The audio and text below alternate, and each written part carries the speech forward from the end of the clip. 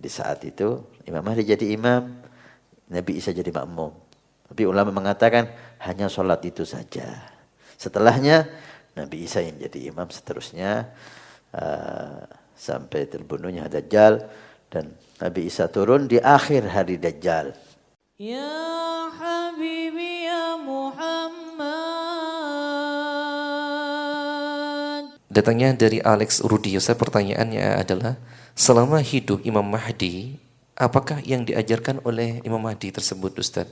Imam Mahdi adalah salah satu dari umat Nabi dan Ahlul Bait Nabi sallallahu alaihi wasallam yang dijanjikan oleh Nabi sallallahu alaihi wasallam kehadirannya di akhir zaman. Bahkan Nabi menyebutkan namanya. Ismuhu ka ismi. Namanya seperti namaku. Muhammad bin Abdullah. Dan disebutkan sifat-sifat oleh Nabi sallallahu alaihi wasallam. Salah satu sifat, yulqa mahabbah fi qulubin nas ilaih. Algallahu mahabbah fi qulubin nas ilaih. Allah memberikan rasa cinta di hati semua umat kepada dia. Sampai Syekh Ali Juma mengatakan, ulama cinta kepada dia. Umara cinta kepada dia.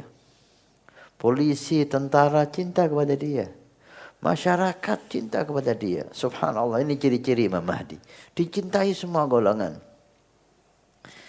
Sehingga beliau dibaiat oleh para aulia di zamannya nanti untuk menjadi pemimpin seperti yang dijanjikan oleh Nabi sallallahu alaihi wasallam. Apakah beliau sudah lahir, Ustaz? Wallahu a'lam. Nabi sallallahu alaihi wasallam tidak menyebutkan tahun di situ. Walhasil akhir zaman. Dan juga bukan seperti yang dikatakan oleh kaum Khawarij, Imam Mahdi sudah ada mulai dulu, masuk ke goa dan sembunyi di goa. Ini khurafat, ini kisah dongeng yang nggak bisa dipercaya dan tidak ada sanad yang jelas dan hadis riwayat Nabi sallallahu alaihi wasallam. Ada apa sembunyi itu? Walhasil akan hadir untuk zaman ini sudah lahir atau belum. Tidak ada kabar. Yang jelas nanti kalau hadir pasti kita akan tahu. Karena semua aulia, semua ulama bersepakat untuk menjadikan dia pemimpin. Guru mulia Sayyidi Habib Umar sedikit marah ketika kita sibuk dengan Imam Mahdi. Sudah ada apa enggak ada. Kalau mau apa nanti nunggu Imam Mahdi. Nanti mau berjuang menunggu Imam Mahdi datang. Kalau Imam Mahdi enggak datang di zaman nanti enggak mau berjuang. Udah berjuang sekarang. Apa yang nanti bisa lakukan untuk syariat Nabi, lakukan. Imam Mahdi datang, kita berjuang bersama beliau. Kita enggak ikuti Imam Mahdi, kita sudah berbuat. Kita sudah beramal, kita sudah berdakwah. Tidak jadi penunggu saja. Baik. Imam Mahdi dikatakan beliau diikuti oleh semua umat. Jadi semua umat menjadi satu imam nanti. Tidak ada madhab lagi. Tidak ada akidah yang bermacam-macam lagi. Semuanya di ilmu syariah, di ilmu akidah, di ilmu hakikah, di ilmu ma'rifah. Semuanya mengikuti Imam Mahdi. Karena beliau mumpuni dari segala hal. Ya. Para salaf kita mengatakan madhab Imam Mahdi bukan berarti dia bikin madhab baru yang jauh berbeda dengan madhab yang kita anut.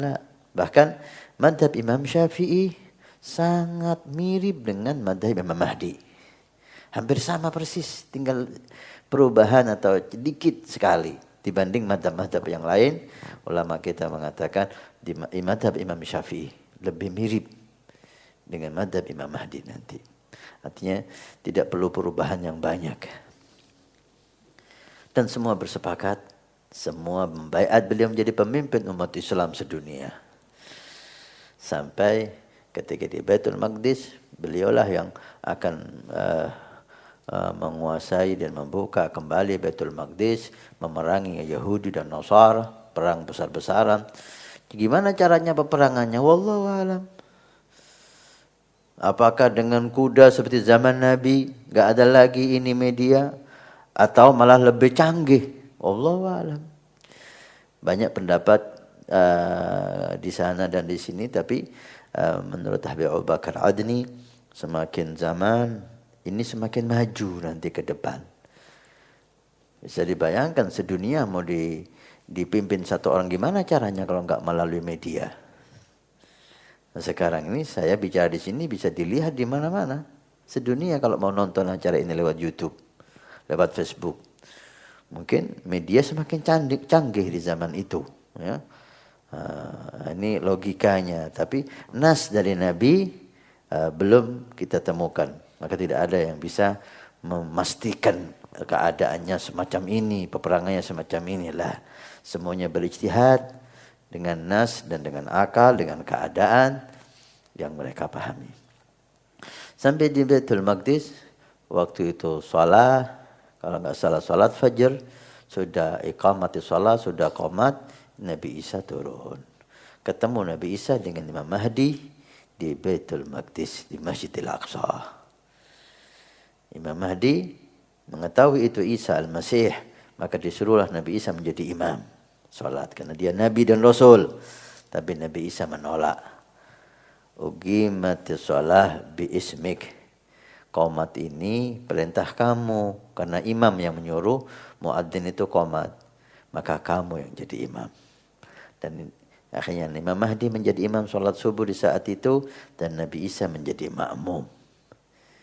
Ini sudah diceritakan oleh Nabi kita Muhammad sallallahu alaihi wasallam. Nabi sudah menggambarkan hal itu. Gimana kamu, Isa bin Maryam turun, tapi yang menjadi imam wahid minkum, salah satu di antara kalian.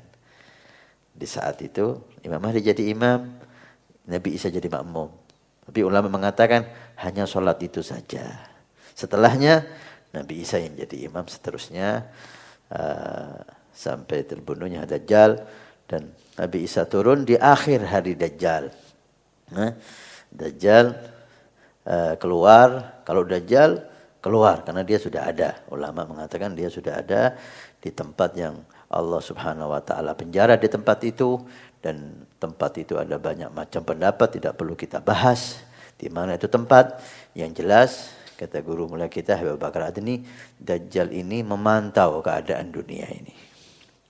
Dan dia punya kaki tangan, tangan kanan dia di seluruh dunia, mempelajari sifat-sifat manusia di setiap suku, kemajuan-kemajuan zaman. Untuk di saat dia diizinkan keluar, dia nggak usah belajar lagi. Dia udah langsung action, kata orang sekarang. Ketika Imam Mahdi muncul dan dibaiat, mulailah Dajjal keluar. Nah, di akhir hari Dajjal, Nabi Isa turun. Maka Nabi Isa membunuh Dajjal. Kan kisah yang sangat panjang dengan hadis Nabi SAW di antara banyak yang sahih dan hadis-hadis yang lain yang memperkuat hal itu.